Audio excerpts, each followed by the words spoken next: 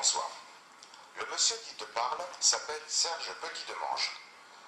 Je m'adresse à toi en te tutoyant non par manque de respect, mais pour essayer de me mettre à ta portée.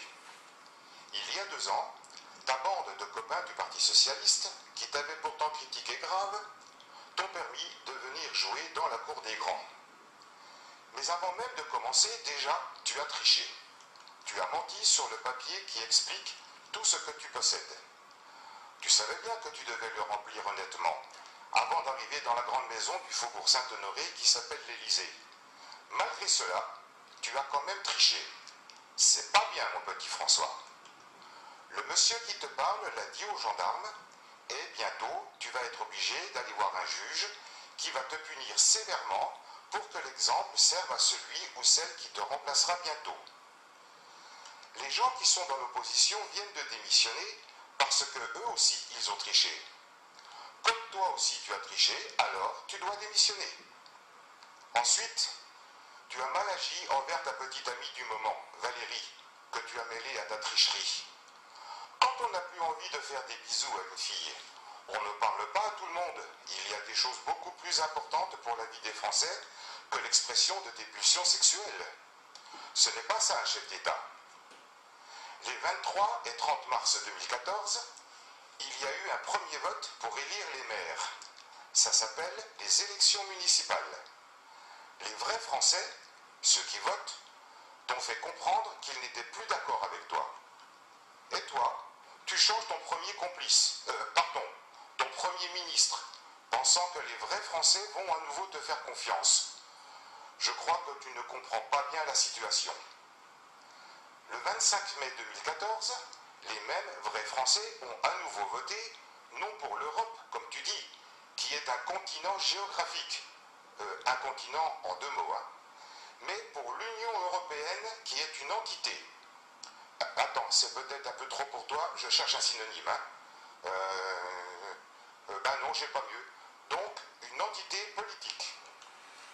Toi et tes petits camarades êtes arrivés en 3e position, derrière Madame Marine Le Pen et l'UMP, l'Union des magouilleurs à Paris.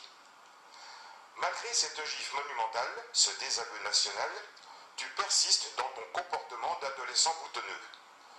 Tu ne comprends pas que les grands ne veulent plus jouer avec toi? Même certains de tes camarades de cours de récréation commencent à te tourner le dos.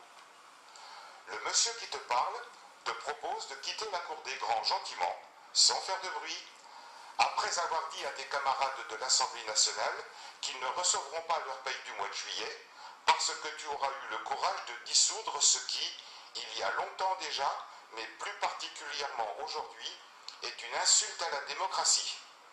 Ça va, je ne suis pas trop technique? Tu suis? Le monsieur qui te parle te rappelle que le 6 février 2012, il t'avait déjà écrit en recommandé avec accusé à réception pour te dire ouvertement ce qu'il pensait de toi, que tu n'avais pas le légume du potager, ni le charisme, ni la stature d'un chef d'État. Tu me dis si tu comprends pas. Tu ne m'as pas écouté, regarde où tu en es aujourd'hui.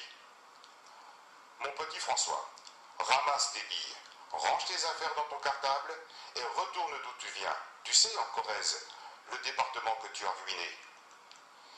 Il faut que tu saches que le monsieur qui te parle va entrer en contact avec les responsables des armées, de la police, de la gendarmerie, de la justice, pour voir si, face à une situation urgentissime, il n'y aurait pas lieu d'agir sévèrement avant que le problème que tu causes ne se règle dans la rue.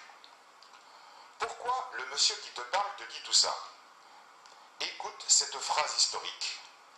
Quand le gouvernement viole les droits du peuple, l'insurrection est pour le peuple et pour chaque portion du peuple le plus sacré des droits et le plus indispensable des devoirs.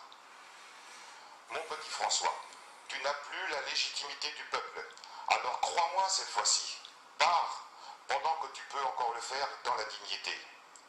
Ce n'est pas pour moi que je te dis tout ça, mais pour ne plus te voir à nouveau brandir le glaive de l'islam, pour la renaissance de mon pays, pour le renouveau de la 5e République que ta seule présence ridiculise aux yeux du monde.